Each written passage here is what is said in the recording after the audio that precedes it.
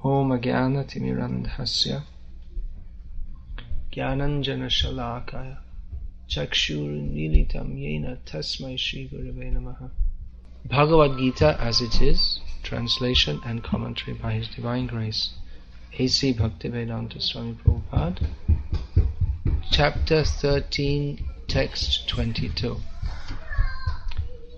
Request please to turn all cell phones off. Purushah prakriti stohi bhunkte prakriti jan gunan karanam guna sangosya sadasadyo nijanmasu. Translation: the living entity in material nature thus follows the ways of life, enjoying the three modes of nature. This is due to his association with that material nature. Thus he meets with good and evil amongst various species. Purport: this verse is very important for an understanding of how the living entities transmigrate from one body to another. It is explained in the second chapter that the living entity is transmigrating from one body to another just as one changes dress. Who knows that verse? No? Just as one changes dress. Yeah, they already said Vasam. Vasa here means? Vasa means? Residence. No, here it means dress. Vasangsi jirnani. Jirna means? Old and worn out. Vasangsi jirnani yatha vihaya navani grihnati naro parani. Parani, aparani, another. Tata sharirani vihaya jirna sangyati navani. What is the last line? Anyani sangyati navani. Yeah. Just as clothes are changed as they become old and worn out, so bodies are similarly changed.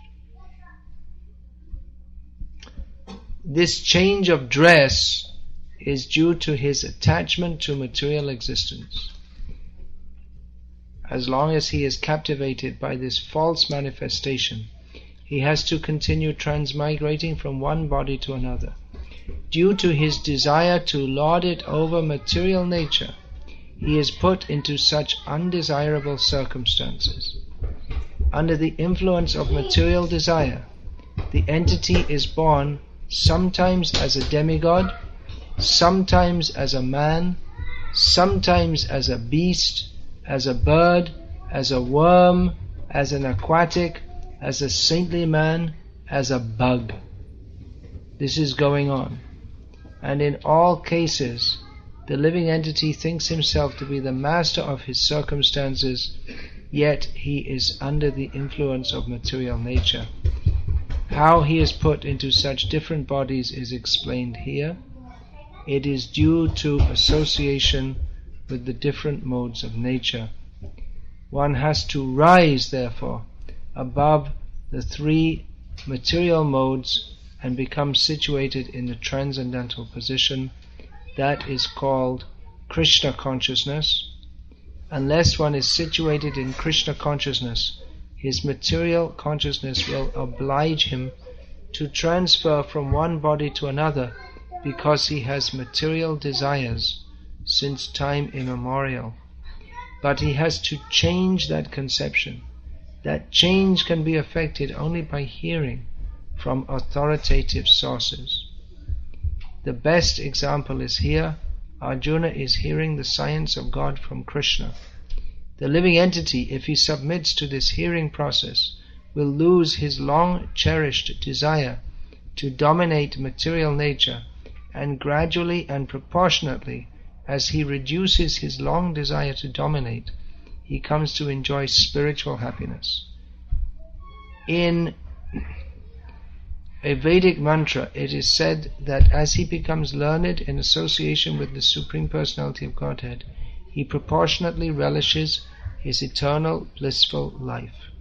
Purusha prakritis tohi bhunkte prakriti jan gunam karanang guna sangosya sadasad yoni janmasu. The living entity in material nature thus follows the ways of life, enjoying the three modes of nature. This is due to his association with that material nature. Thus he meets with good and evil amongst various species. This verse is very important for an understanding of how the living entities transmigrate from one body to another. What causes the transmigration? Well, there are various factors, various interrelated factors which are mentioned here. Purusha prakritis tohi. The living entity who considers himself Purusha, the enjoyer, who is actually meant to serve Krishna, and due to his misconception of being the enjoyer, is situated in the external energy of Krishna. So that's the first mistake. Krishna bhuli se jivanadi bahimuk ataiv maya tare deya samsara duk. Forgetting Krishna, the jiva who is meant to be, whose nature is to be blissful in the association of Krishna, has been indifferent toward Krishna or inimical toward Krishna since time immemorial. Resultantly, Maya, the external energy of Krishna, awards that rebellious jiva the various miseries of material life. But bhunkte, he considers himself an enjoyer. He thinks, I am enjoying. He thinks the material nature which is meant for punishing him, is so foolish that he takes it as place for my enjoyment. So he enjoys various situations, prakritijan, produced of this material nature. The material nature has various permutations and combinations which foolish people, which means everyone in this material world, considers enjoyable. These are all produced of the guna, three modes of material nature. According to one's outlook, one will consider various situations enjoyable or otherwise. Outlook means Shraddha mayo yang purusha yo yat shraddha sa eva saha. Everyone is made here, Shraddha, everyone is made up of a certain kind of faith. Faith means a certain kind of outlook. And one is understood according to the kind of outlook he has. There are three basic kinds of outlook. That means the kind of austerities one accepts, the kind of determination one does, the attitude with which one performs sacrifice and gives charity.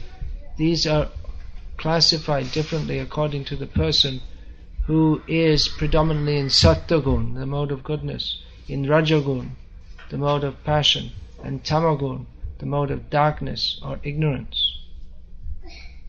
So one is influenced by various modes of nature. Someone in Sattvagun, he is attracted to the intellectual life, religious rituals, may be attracted to investigating knowledge of Brahman. One in the higher stage of Rajagun is also attracted to religious rituals, but for the purpose of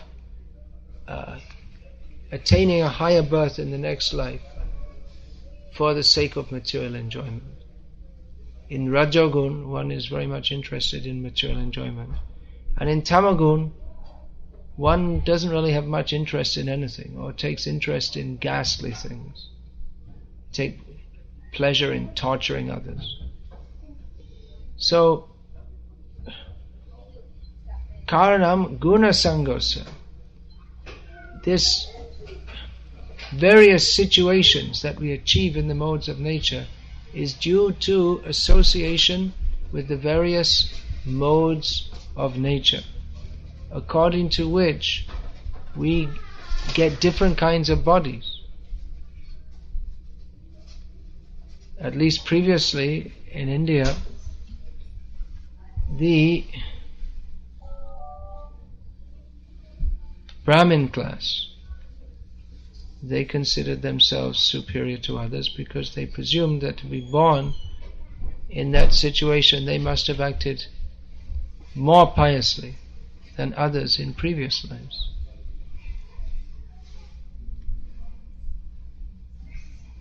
Which could be taken as generally true, but material nature works in such a way that one may attain a pious position according to some pious activities, become proud of that, and due pride leads to fall down. There are many examples in Shastra. Indra, that position is attained by much piety. Due to pride, he insulted the Brahmanas and had to fall down. Then Nahush was made the replacement Indra, another pious king, and he also did the same thing. He insulted the Brahmanas and again fell down.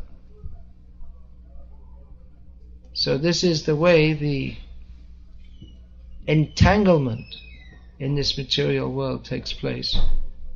Guna Sangha, due to association with the modes of material nature. We find this term Sangha, it occurs often in Bhagavad-gita. Here, due to association with the material modes of nature, Sadasadyoni Janmasu, one takes birth in, here Sat and Asat. According to context, these words may be understood differently. Here it means in better or worse births. To be born in a family of saintly persons, that is considered Sat. To be born as a dog or a cat, that is Asat. So how is it that one person, they take their next birth, they're going to take birth in a very pious family, and someone else is going to take birth literally as the son of a pig? That's an insult in India, to call someone the son of a pig. Someone has to be the son of a pig, otherwise there'll be no more pigs. We don't mind if there's no more pigs, but why are there pigs? Because people who develop piggish mentality, according to that mentality they take birth.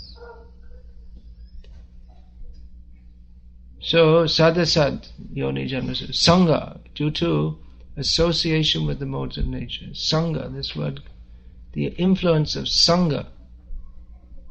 Sangha dosh. There's a fault in having the wrong association. Jita Sangha dosha, that is mentioned in the 15th chapter of Bhagavad-gita. One has to conquer one has to be victorious over the fault of bad association. We say Sangha dosha.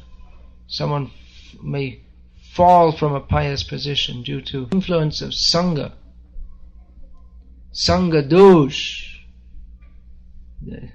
There's a fault in having the wrong association.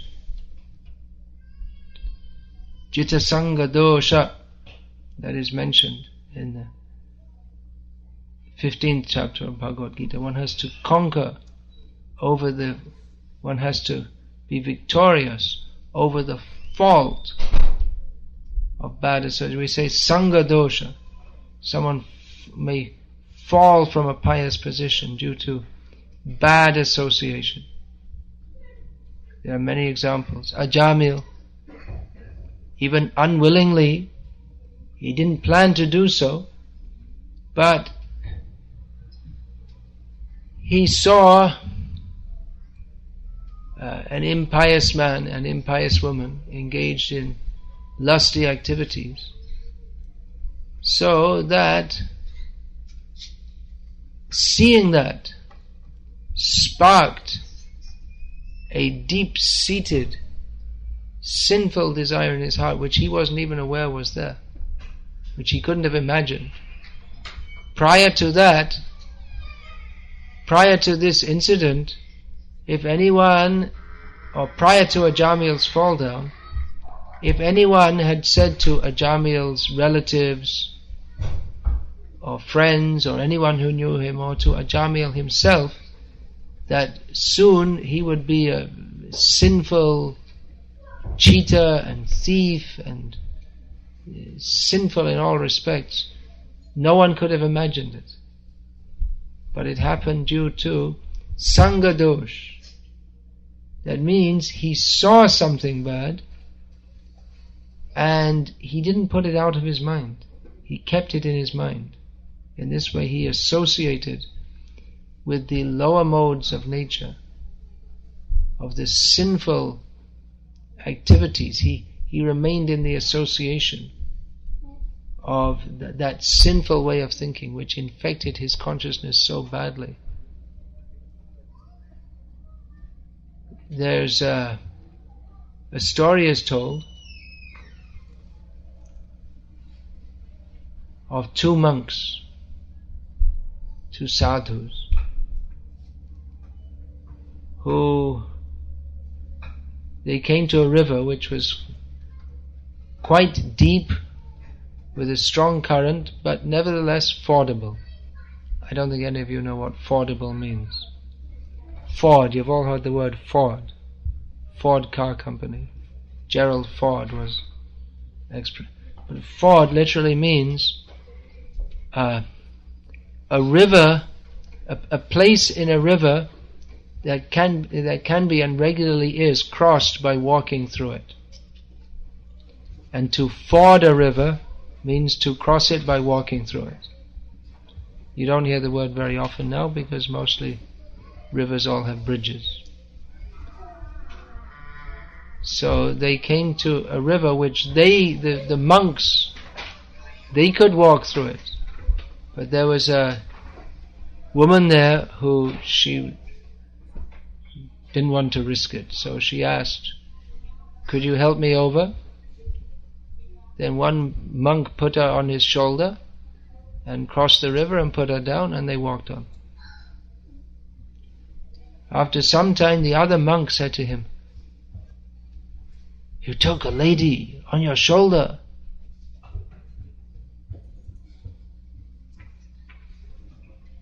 And the monk who had done that said, "Yeah, I carried her over the river for 5 minutes, but you've been carrying her in your mind ever since."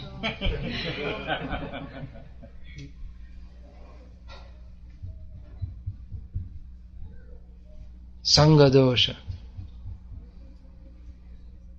Sometimes it happens like that one is meditating on the faults of others, and that fault accrues to him. Srila Prabhupada told the story that there was one prostitute living in a house next to a Brahmana who was very strictly following religious principles. Generally we don't expect prostitute and Brahmana to live next door, but it happened like that. So this Brahmana was very accusatory of her, very condemning. So he had a practice, he would watch to see who's going in her house. He would throw a stone, so it became a big pile, and he would always condemn her. Meanwhile, she was thinking, I'm so fallen, so somehow I got in this position.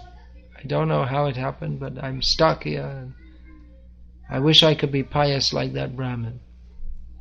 So when she died, she became pious, got born in a pious Brahmin family, and he became a condemned prostitute. Because that's what he was thinking of, and that's what she was thinking of. So this is how it works. Association. Association doesn't mean just one physical association. One who is very strong can physically associate or apparently be in the association of that which is degrading, but Padma Patramivam Bhasa, as Lord Krishna mentions in Bhagavad-gita, they may live in this world but not be affected by it, like the water, the lotus leaf grows in the water but is above the water, and if any water, just like rain, falls on that, it may stop for a second, but it doesn't merge into it, it falls down. Kamala Dala Jala Jibana Taramana. That example is given, that water on a lotus leaf doesn't stay very long. So life is like that. So if one is very strong, then he's not affected. But the generally what happens, again the word Sangha is used in the second chapter of Bhagavad-gita, so many places. Sangat sanjayate kamaha. By association, one's desires arise. So it may be that one is very strong and is not affected even by the lower modes of nature. Just like Srila Prabhupada, he went to America, but he said, I'm not in America. Once he said, I'm in Vrindavan. He brought Vrindavan to America. Nowadays it seems they're bringing America to Vrindavan. It's going the other way. Instead of bringing this pure Vedic culture should be brought to the Western countries, but it seems sometimes that the Western culture, or the materialistic culture, we're not anti-Western, we don't hate Western people, but the materialistic culture is becoming prominent even in the holy places of India. And so association is so important. One should know what association means. One should understand all these points. The effect of it is so powerful. So many times I've mentioned that this TV, what bad association we get from that. It seems convenient, but by watching that, one is subjecting oneself to the lower modes of nature. And we see how people become degraded by that. What is culture? Culture is a means of transmitting higher values. And we see how for generations in India those higher values are being transmitted. Nowadays, the young people in India, they're going to pubs and having boyfriends, girlfriends, and they have associated with the worst aspects of the Western materialistic culture. They don't want to associate with the pure traditional culture, because due to association, due to hearing from and associating with degraded persons, they think it's prestigious to be degraded. They think if you have money, if you spend money on alcohol and have illicit sexual relationships, that's a sign of being very modern and very advanced. But it's foolishness. Neither they're happy at that time, and certainly they have to suffer. Just like Srila Prabhupada is mentioning here in the purport. You can get born as a beast, a bird, a worm, a bug. People don't take this seriously. People see a bug, they squash it. And you may be a bug in your next life. People don't take it seriously. It's very serious. There is this severe possibility of becoming a bug or a worm like this. So, coming to America. Why come to America? Well, money, basically. But with that comes all the bad qualities of this culture. Of course, like I was saying, in India now, that's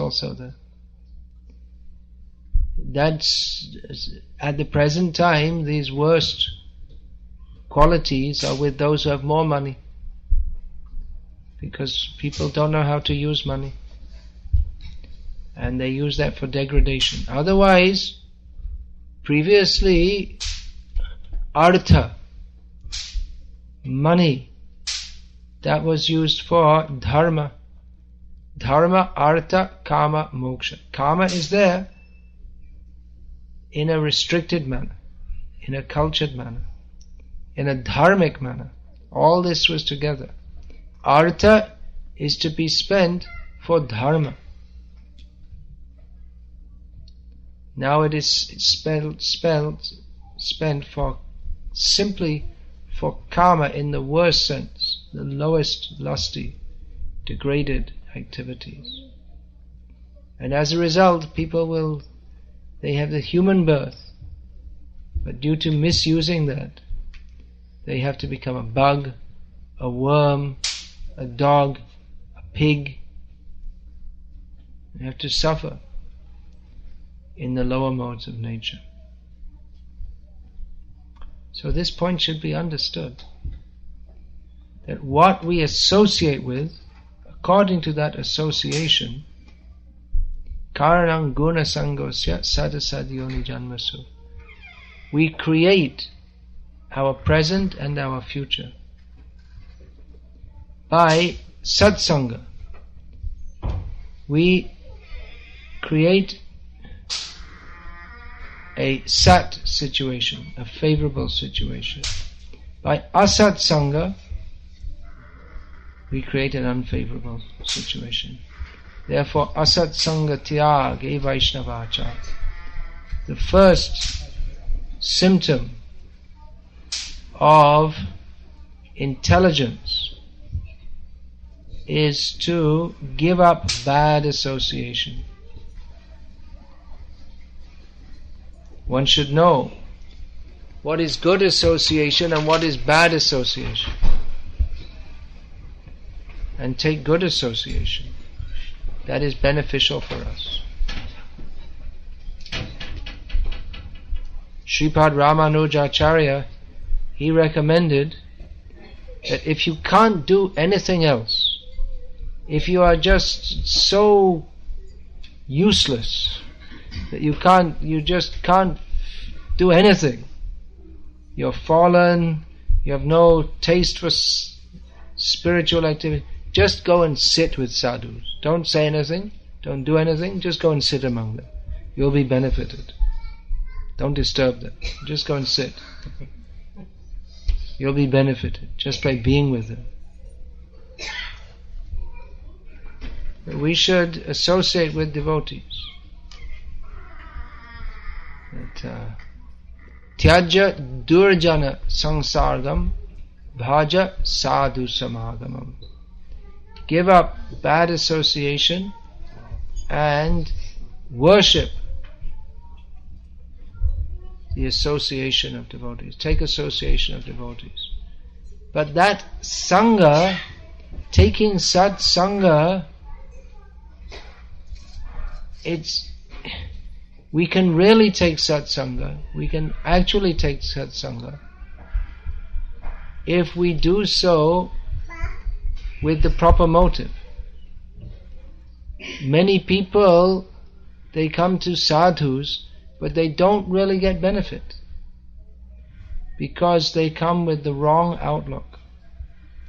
Just like if you come to a king, now there are no kings, people don't know what kings are, but this example is given.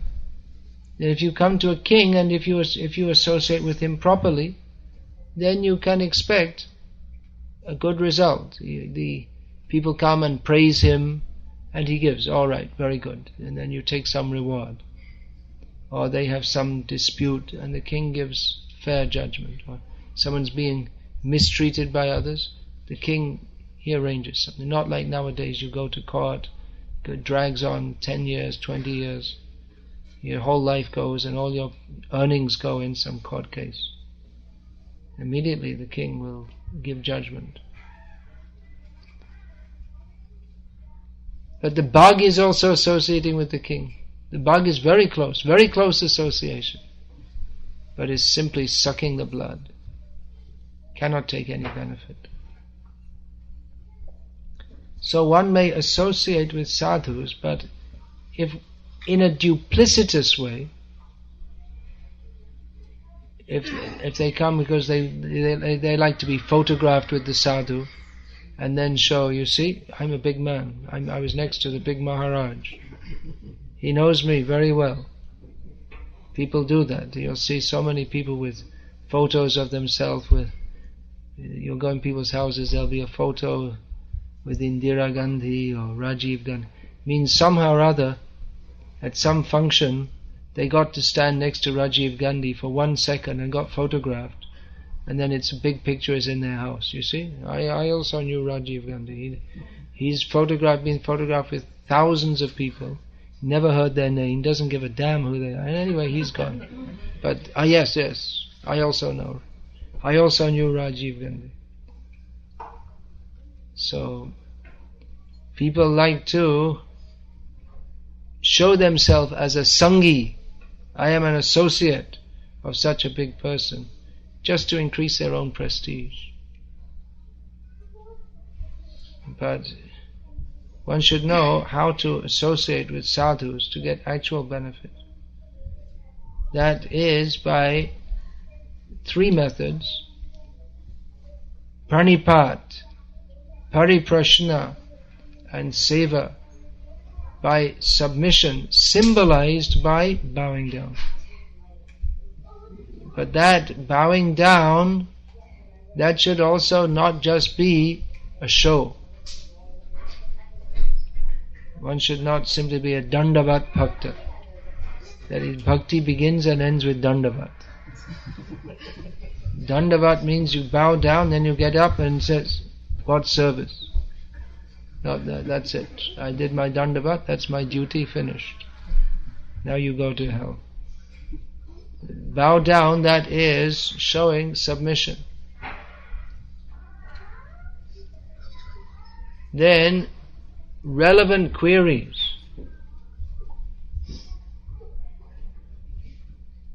To associate with sadhu, one has to actually get the benefit from a sadhu, one has to come up to that platform, not try to drag the sadhu down to their platform. Give me ashirvad so I can have more material enjoyment. But the sadhu means he's renounced that, so why should he have any interest in that? But that one should approach a sadhu for inquiring into the ultimate benefit. Ke ami kene amai jare tapatrai. Should put some oil on that door.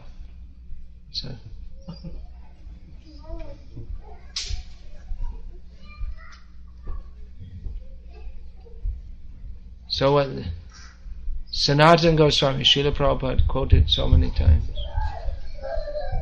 Ke ami kene ame jare tapatrai. Yaha nahi jani kema nahi hitta hoy. That who am I? Why am I suffering? In the three modes of material nature. Or no, why am I suffering the threefold miseries? I don't know what is for my ultimate benefit. You instruct me. So relevant queries and seva, one should perform service. In this way one can associate. Otherwise one may make a show of associating, but that won't be association. Just like there are some biographies or biographical accounts written of Srila Gaur Kishore Das Babaji Maharaj, in which it is stated that it gives the name of certain Prakrita Sahajiyas who are his associates, but he never associated with such people. He may have cheated them. Bhaktisiddhanta Saraswati Thakur said there were many people who thought that they were his associates, but he never associated with them. He never had anything to do with them. Bhaktivinoda Thakur, he said about Bhaktivinoda Thakur, Bhaktisiddhanta Saraswati Thakur said about Srila Bhaktivinoda Thakur, that there are many people who consider themselves to be his followers and have read his book, not only read all his books, but have learned them verbatim, word for word. But they don't understand a single word of it. They have no actual connection with Bhaktivinoda Thakur.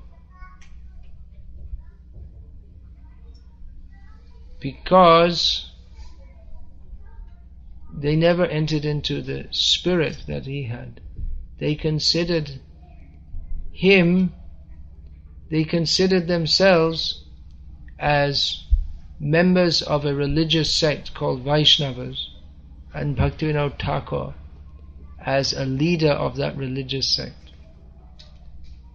They did not understand the position of a Vaishnava transcendental to the modes of nature.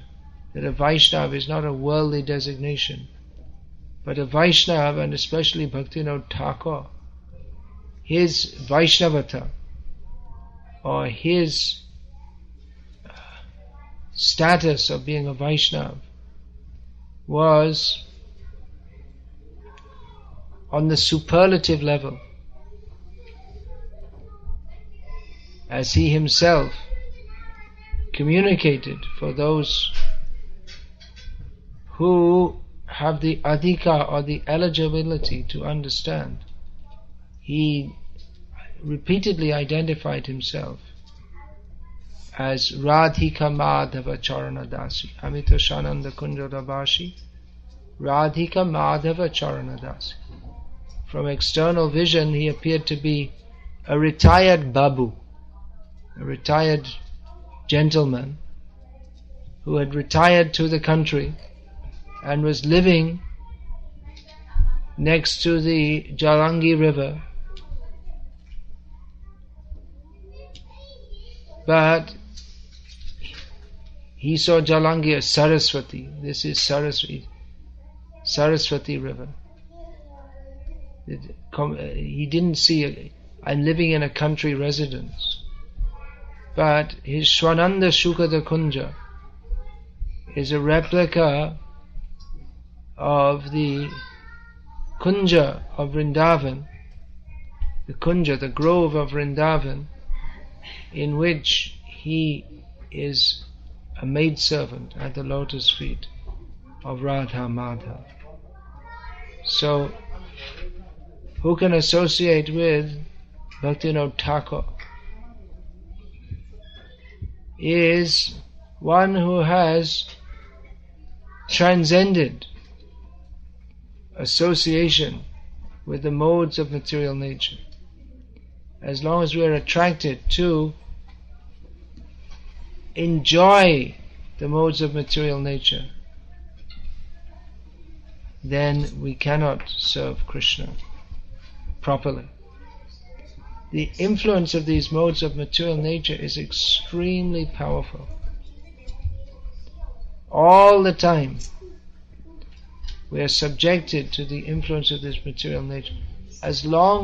Unless we are protected by the internal nature of Krishna, unless we make our connection, unless we make sangha with the internal energy of Krishna, unless we are in the shelter of Krishna's internal nature, Mahatmanas mang parata daiving prakritim ashritaha, unless we're in the shelter of Krishna's internal potency, then we must be influenced by Krishna's external potency. And that's going on at every moment. We're being influenced by the modes of nature. And we can only rise above that by tivrena bhakti yogena yajeta purusham param, by intense Krishna consciousness. We can rise above the modes of material nature. Otherwise, even if we're chanting Hare Krishna, then we'd still be influenced by the lower modes, by the three modes of material nature, by the contamination of the modes of nature. Then our chanting, if we are cultivating material desires, then our chanting doesn't actually connect with Krishna. Benefit is there, no doubt. But the true benefit is if we can truly connect with Krishna, if we can truly call out to Krishna. Ai nanda tanuja kinkarang patitang mang vishame bhavam buddhau kipaya tvapada pankajas tita dhuli sadrisham vachante. If we genuinely desire to come out of this terrible ocean of material existence and be situated in the dust of Krishna's lotus feet, then we can be accepted in that position. But if we are cultivating desires for material enjoyment,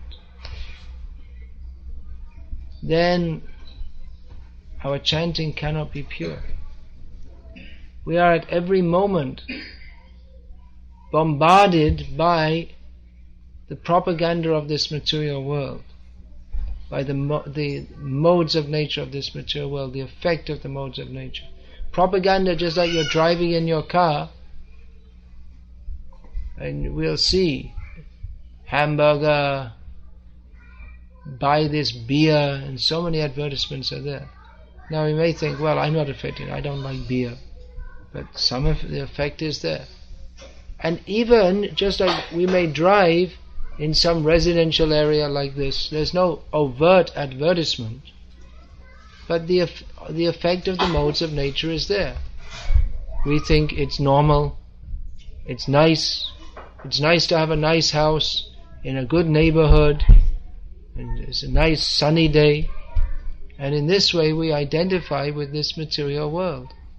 Everyone is thinking, it's nice, I'm well situated in this nice neighborhood. Everyone is thinking like that. Who lives in such a neighborhood, they are a respectable citizen. So we become, yes, I'm a respectable citizen.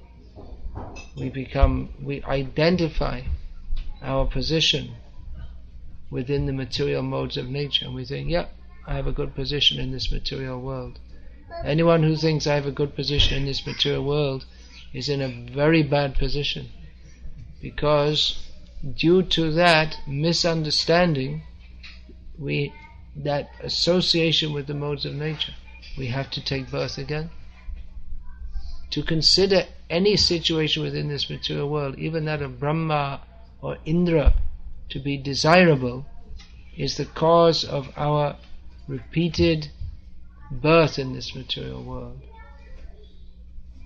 So one has to reach out to Krishna and have this outlook that vidhi mahendra adishchakitayate, the position of even Brahma or even that of Indra is no more relishable than that of a worm in stool. If one can think like that, or how can one think like that? One can think like that who has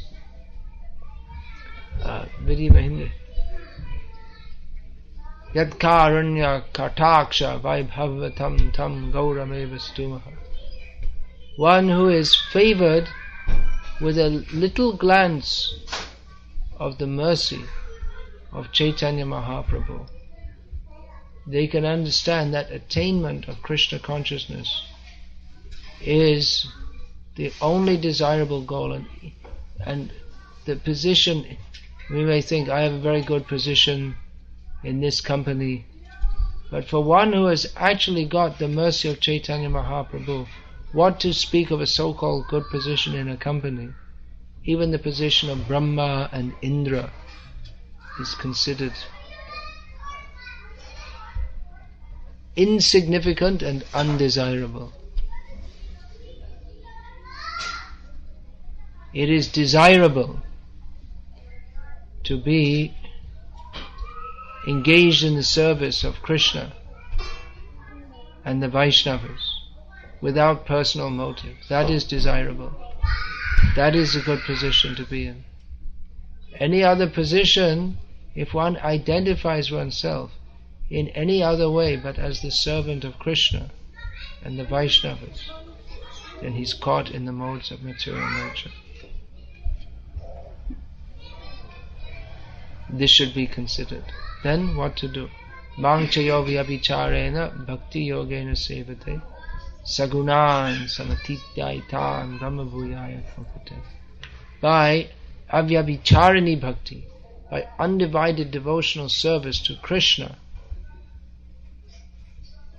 then one transcends the influence of the modes of material nature and comes to the transcendent position. This should be considered very seriously. This can be considered seriously by persons who are not considering seriously how to get seriously entangled in the material world. Unfortunately, people are very serious about material life. If we could be as serious about Krishna consciousness as the Olympic athlete is serious about winning the gold medal, or the businessman is as serious about making money, then we could become devotees. Just see the Olympic athlete training, very disciplined in their eating and their sleeping, who they associate with, just fully focused. For several years, everything they do is focused on that one, maybe one race, 100 meters. They're just focused on that. That I have to run that faster than others. So much, it's stupid. But it's an example of how focused they are. They consider it so important. Their whole life is based on that. So we are wandering in this world in a swirl of the influence of the modes of nature. And due to associating with those modes, well, one thing is that we are attracted to various modes according to our previous association with the modes of nature. And it goes on swirling and changing. So, but generally the influence is degrading, especially in Kali Yuga. The tendency to go down is very strong. So, one who considers this, those who are patient enough to listen to this, most people are too much involved in the lower modes of nature even to listen. Even this, you see, even the so-called religious discussions, many times you won't find, you'll go to so many swamis, they won't discuss this necessary understanding, philosophical understanding. They'll tell some jokes, or they'll give you some tips on how to handle stress so that you can become more deeply entangled in the modes of material nature. People think a good speaker is one who can tell a few jokes and make you relax and make you feel good. But who is discussing this vital information? As Srila Prabhupada says, this verse is very important for an understanding of how the living entity transmigrates from one body to another. This is important. This should be understood. That we are going from body to body to body, and it is not good. It is not in our self-interest. It is not in our... We think, yes, I'll come to America and earn lots of money. That is in my self-interest. It is not in our self-interest. Our real self-interest is to get free from thinking that anything is our self-interest other than surrender to Krishna. Nate vidu swartagating hi Vishnu durashaye bahiratamanina tipi shatan tramurudam nibandha. This people don't know that our real self-interest is to surrender to Vishnu, and therefore we are hoping that we will be happy in this material world, which is impossible. Hope against hope. We are bound up in this way, we are very tightly bound up by the influence of the modes of the material nature. So these points should be considered. We have to associate with that which is actually for our benefit. That means regulated, disciplined life. Study Bhagavad-gita as it is. Chant Hare Krishna. Associate with genuine sadhus who will direct us toward that which is for our actual eternal benefit, not for what we think is our benefit. Means simply to promote our material position, increase our ahankar, our false ego, and prepare ourselves for a big fall down. Actual benefit is to be had by associating with those sadhus who do not pander to what we think,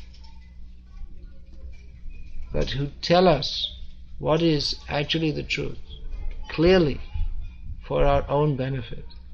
Unfortunately, people are so foolish that if someone speaks for their benefit, they think that person is their enemy. And if someone speaks to cheat them, they think, oh, this is very good. This is the unfortunate situation. This foolishness can only be stopped by a massive propaganda of actual truth. Actual truth is Krishna. We are all servants of Krishna. But people have no idea of this. Only by massive propaganda can people be benefited. This should be broadcast. People, they may not understand, they may not be interested, but it is the duty of the Vaishnavas to broadcast the actual information. Tamasima jyotir gamaya. Come out of the darkness. Come to the light. What is that light? Krishna surja shama maya hoyandaka. Jaha Krishna, taha nahi maya radhika. Krishna, example is given like the sun. Krishna is brighter than millions of suns, but this example is given that Krishna is like the sun and Maya is like darkness. What is darkness? Darkness means absence of sunlight. Darkness is only definable in terms of lack of light. It is not a phenomenon in itself. So in the same way, what is this Maya? It is lack of Krishna consciousness. So where there is Krishna consciousness, there's no question of Maya. Therefore we have to associate with Krishna by hearing and chanting about Krishna in the association of pure devotees, under the guidance of pure devotees. Otherwise you'll find so many bogus people. They also talk about Krishna, but you'll never find Krishna from some bogus incarnation, personally motivated speaker, someone who's promoting themselves as a big guru or Swami. We'll never find Krishna. From these Mayavadis, they talk about Krishna. Or they celebrate the birthday of their bogus avatar on Krishna's Janmashtami. All very sinful activities. So we won't get Krishna from Amar Chitra Katha, some cartoon book, or watching TV Mahabharat. That Krishna won't help. Actual Krishna is required. That actual Krishna is given by actual devotee, who speaks only according to Shastra. No imagination, no frills, no tricks. Just presents. Here is Krishna. Those who are fortunate, those who are intelligent, they will take. Others will have to continue associating with the modes of material nature and suffering, birth, death, old age and disease, again and again. Punarapi jananam, punarapi maranam, punarapi janani jattare shayanam. Again and again getting born, again and again dying, again and again lying in the womb of a mother, due to association with the modes of nature. So let us associate with Krishna. Yes, is there any question about this, please?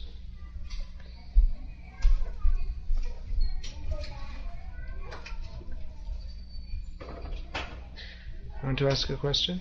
Yes, so please do. So we talked about broadcasting the message of Krishna consciousness to all the people who lack the knowledge. So what is the best way of broadcasting this knowledge to people, especially who are not at all willing to listen about this? What is the best way of broadcasting knowledge to people who are not willing to listen? Well, there's a saying, you can bring a horse to water, but you can't force him to drink. So knowledge of Krishna should be broadcast among those who are willing to listen. General broadcasting is there by going out and chanting the names of Krishna in public. That's not so much broadcasting the message of Krishna, but broadcasting the name of Krishna, which creates a favorable condition by which people can become ready to begin to hear the message of Krishna. So for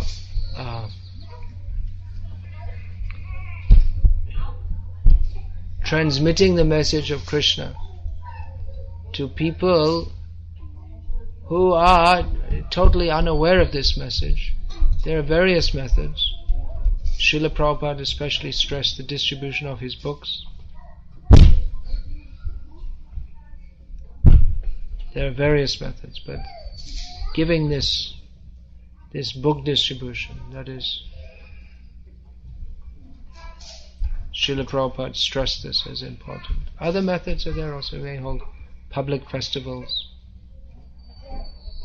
for instance. Persons are also required to explain that,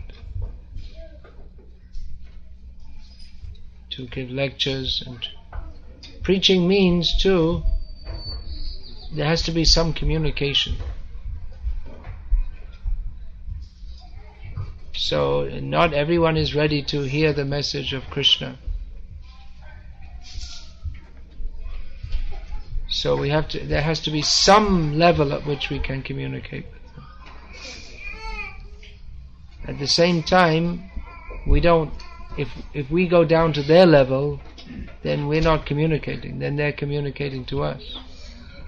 So preaching means to make some kind of connection with people and lift them up. It may not be immediately to come up to the highest level. It may be ratcheting. You know what ratcheting means? It means to go little bit, little bit, little bit, little bit. So like that.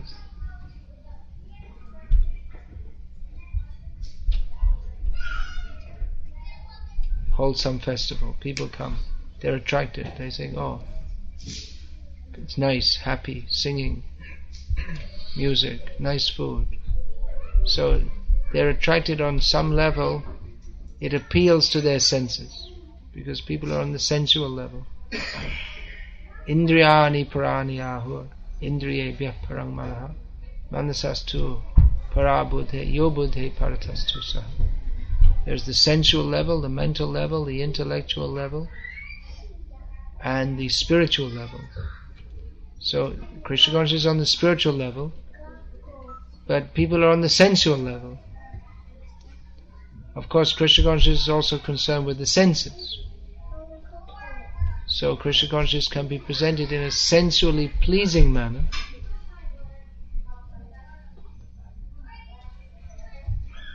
and often people, they come to some festival or some talk and they said, "Wow, I enjoyed that." Actually, it's not meant for your enjoyment, it's meant for your enlightenment. And for enlightenment,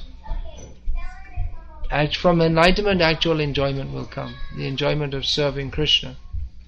But as a compliment, they say, "I enjoyed it," because they think that if I enjoy it, then that's a compliment to you, that you did something which I appreciate. I'm important, and I'm complimenting you because you did something which caused my enjoyment. They're taking the position. They come to a Krishna conscious festival, but they're taking the position of the enjoyer. So it's very low consciousness. Alright, you enjoyed it. Now come, sit here, listen. Give them some prasadam. That's also very important, giving Krishna prasadam. That will help to purify them.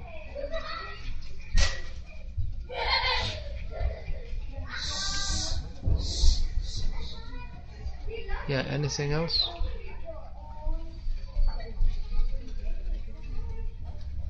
So often, in wife and husband, only one of them. Hare Krishna. Can you all hear there? No. You can't hear even there. So, but can you all hear what I've been saying? Yeah. Okay. You say and I'll repeat the question. Like in many families, I see only either husband or wife or some of the family members are favorable for devotional service and some of them are not. Yeah, have you ever heard this question before? I know what's coming. In some families, one member of the family is inclined toward Krishna consciousness and others are not. So what's the question? I wonder what the question is. How to, yeah. It's going to be different in each circumstance, depending on the mentality. There's no one formula. It depends on the individuals concerned, how to proceed. If one member of the family is inclined to Krishna consciousness and others not, the others may be neutral, or they may be very much against. So it's all different in different cases. There's no one formula. There's the story of the veterinary doctor. You know that story? He was called, there was a horse choking with a big, huge, looked like a swelling in his throat. So the veterinary doctor went with his student. He said, "Bring me a stick." So he smashed that swelling in the throat, and then it all went away and the throat was okay. So after some time the student thought, well, it's not so difficult. I don't know, why should I spend so much time? I can go and earn a living by myself. So he set himself up in some other town as a veterinary doctor. He was called to one place. He saw there's a horse with a swelling, so he bought a stick. He smashed it against the horse's throat. The horse fell down dead. And people were very upset. Hey, that's a $100,000 horse.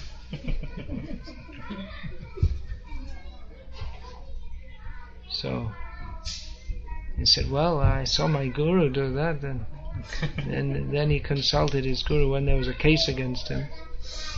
He said, well, you fool,